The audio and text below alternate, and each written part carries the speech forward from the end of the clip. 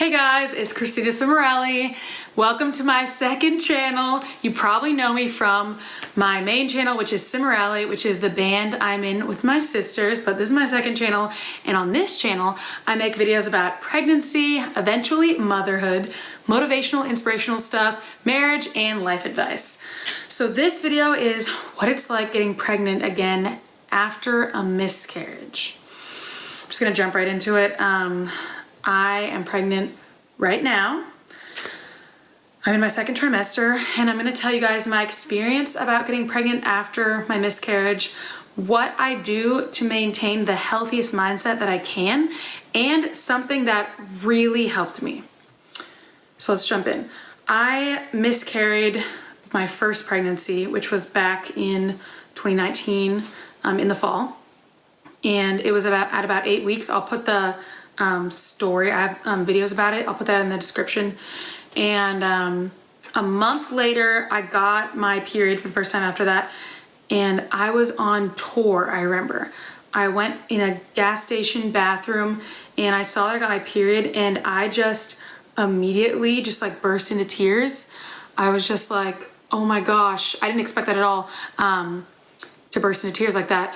I immediately thought of my miscarriage. It reminded me of my miscarriage, and I had kind of like a PTSD moment. I was like, oh my gosh, oh my gosh, oh my gosh. And I just cried in the bathroom stall in a gas station. It was really sad. But it was also a happy moment because it meant my body was working. So I was happy about that, obviously. And a couple weeks later, I got pregnant in the first cycle after the miscarriage. I was shocked, obviously.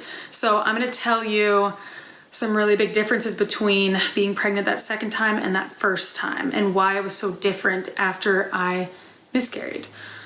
So my reaction, first of all, to finding out I was pregnant was very different the second time around, because the first time I was just like freaked out. You'll see that if you watch my miscarriage story video in the description. I was just freaking out and crying and excited, like, oh my gosh, I'm pregnant. Oh my gosh, just what you expect. But the second time, I went in, I took a test, and I took it really early, only because the doctor said we want to catch it really early this time because we want to do some different things this time if you get pregnant, or when you get pregnant again. So I didn't really expect I was pregnant, but I was taking the test just as like a precaution. It was very early on, and it was way before my missed period. Took the test, and I was like, oh yeah, of course it's negative. And then I was like, wait a minute. That's not a tiny line. There's no way. Like, I can remember it vividly. It was like, there's no way that is a faint line. There's no way. So I didn't cry. I didn't get excited. I didn't freak out. I was just like, I went to my husband and I was like, is this positive? And he just looked at it and he was like, I think that's positive. We didn't freak out. We were both just like, I think it was almost like we couldn't get excited. Like our emotions, like our brain was trying to protect us, and we were just like, couldn't get excited. And we were just shocked for a bit. It took a while for it to set in that I really was pregnant. I wasn't upset or anything, but I was just, couldn't get like happy and excited. It was weird. I think maybe a couple days later, I was like, oh my gosh, I'm pregnant. And it started like really set in, but obviously then, of course, it was, oh my gosh, am I gonna miscarry again? What if I lose this baby too? Oh my gosh, what's that gonna be like? Oh my gosh. So that was totally different reaction. I felt scared to tell people, obviously way more than I did the first time. I felt really scared, and I was like, I don't know if I want to tell them until like way later on. But then I thought about it. I thought about what it was like going through my miscarriage, and how I told my friends like right when it happened, and how it would have been nice if I didn't have to tell them, hey, I just miscarried. Oh yeah, by the way, I was pregnant. I thought it would be nicer to just be like, I'm pregnant, and then they would know, they'd be with me on that journey. So for me, I know not everyone feels like that. But for me, I felt more comfortable with them knowing I was pregnant and like following me along the journey, especially because I had miscarried. It made me feel better. So I decided I actually wanted to tell friends and family. Sorry, this hair is like driving me insane. Okay, now I can focus. It's like there's one hair. I decided I wanted to tell them early. Well, my husband and I decided we wanted to tell our families early, and like my friends. I didn't want to wait super long because I wanted them to be there with me because I was going to need a lot of support if I miscarried again. So I wanted them to know. So that was different. And then I had a lot of anxiety, obviously, and a lot of fear, a lot of anxiety, a lot of fear. And I had a lot of extra appointments because I ended up having blood clotting disorder. That's what we found out was actually, we think, the cause of the miscarriage. So I ended up having to go to the doctor like every 2 weeks basically. And I would go and I'd be like, oh my gosh, okay, the baby's in there. There's a heartbeat. It's fine. But then it would wear off really fast and I'd be like just waiting around for the next appointment because I just wanted to feel like confirmation again that the baby was fine. And the idea of like some women who like only get like one ultrasound in their entire pregnancy, it was like blowing my mind. Like, how could you do that? Like, how could you just assume your baby's fine the whole time? Like, that's amazing. I wish I could do that. I wish I could just be like, yeah, the baby's fine. I'm just gonna do one ultrasound. Like, I can't believe it. So that's a big challenge, being able to not freak out every time before I get for the next ultrasound. That's a big challenge. I mean, I'm still facing that right now.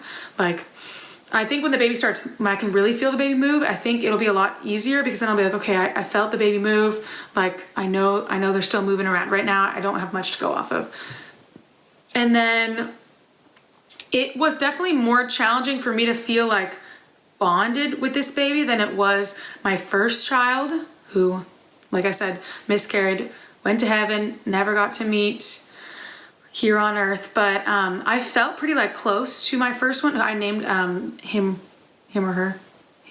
Sparrow, S-P-E-R-O. It means I hope in like Latin, Italian, I think. It's really pretty.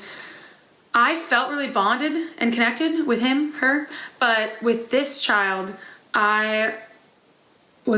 for a while, I was like, didn't really feel much. And I was like, oh my gosh, why don't I feel much? And I realized I had a lot of stuff to work through.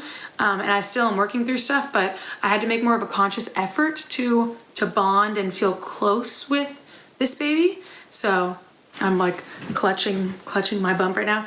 So that was another difference. And then another like strange thing was some days I would be crying over the loss of my first child, but then I'd also in the same day be really grateful for my second.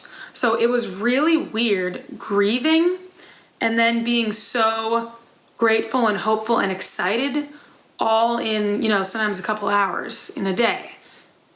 It's definitely a very, very unique experience. And then how I feel about this baby versus Sparrow, my first one who I miscarried, is different. It's really strange, but I've talked to a lot of other women who have miscarried, and some of them kind of see their first one as like a ghost almost.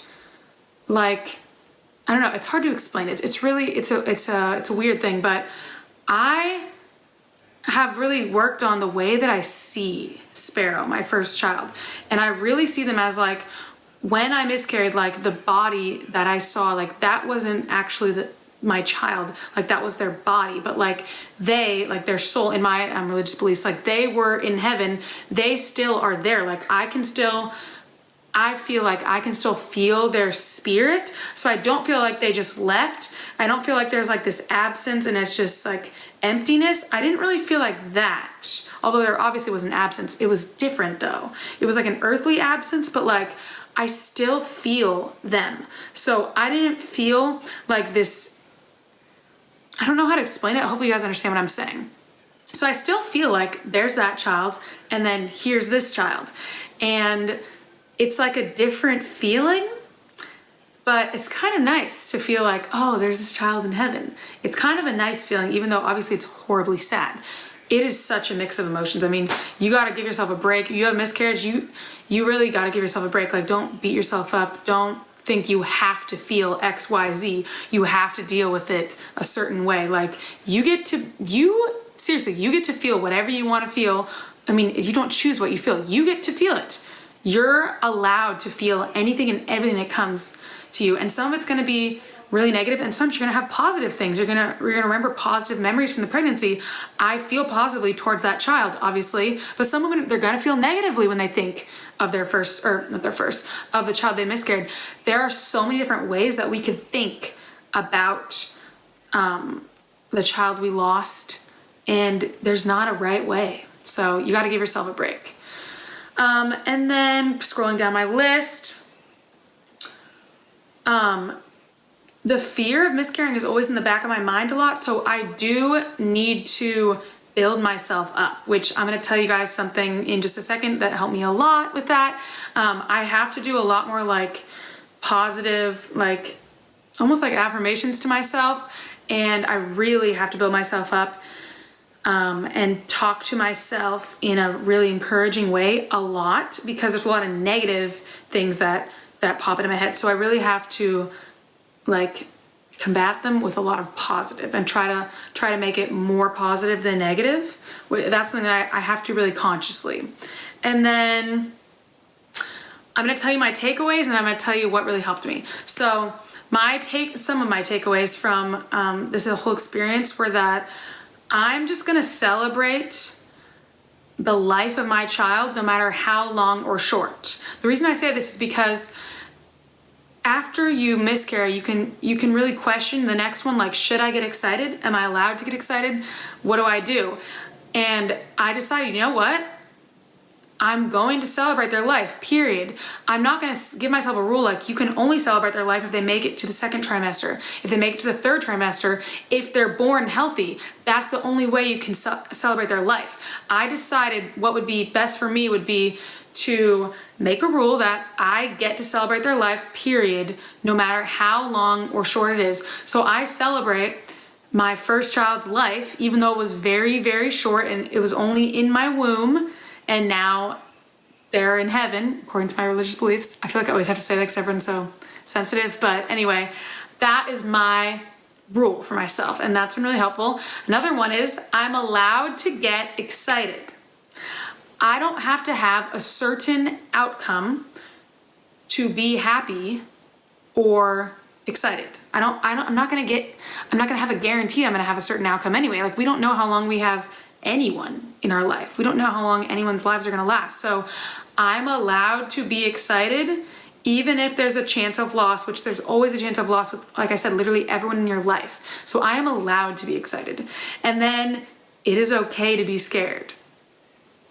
It's easy to beat yourself up, especially when you go through a miscarriage. Like, from all the people I've talked to, it's, for some reason, it's just so natural and so easy to just automatically beat yourself up. Like, that's what our first, what's the word I'm looking for? First instinct is, beat yourself up. But no, I don't want to do that.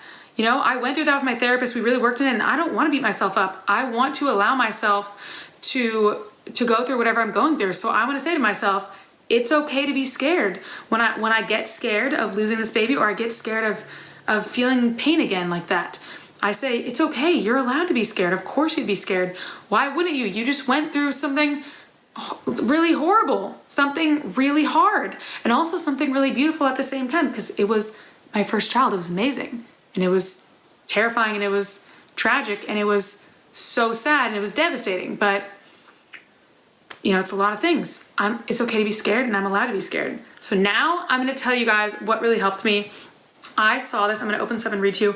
I saw this thing called the Commandments of Pregnancy After Loss. And you guys, when I read this, I was just like, yes, thank you. Oh my gosh. And it helped my mind shift, and it changed the way I felt. Like, it completely changed the way I felt. I'll read it every now and then, and it gets me back in a really good mindset. Like, nothing helped like this did. Because it's really hard to think of what to say to someone after they experience a loss like that. This thing knows what to say, so I'm gonna read it to you guys. Commandments of Pregnancy After Loss. Today, I am pregnant, and I love my baby. Number 2, I am pregnant with a healthy growing baby until I am told otherwise. That's a hard one. Number 3, my past is not my future, and previous losses do not mean I will have future losses. Oh my gosh, my husband is like yelling on the phone in work right now. Ignore that. Number 4, Just because someone else is having a loss doesn't mean I will. Miscarriage and loss are not contagious, but fear can be. You guys, that one hit me really hard because that's how I was feeling. I would read about someone else experiencing a loss and I'd be like, oh my gosh. That one was big for me. Hope does not make bad things happen. I cannot jinx my pregnancy by getting my hopes up or by telling someone about it. Oh my gosh. Hope does not make bad things happen. And I can't jinx my pregnancy by telling someone about it.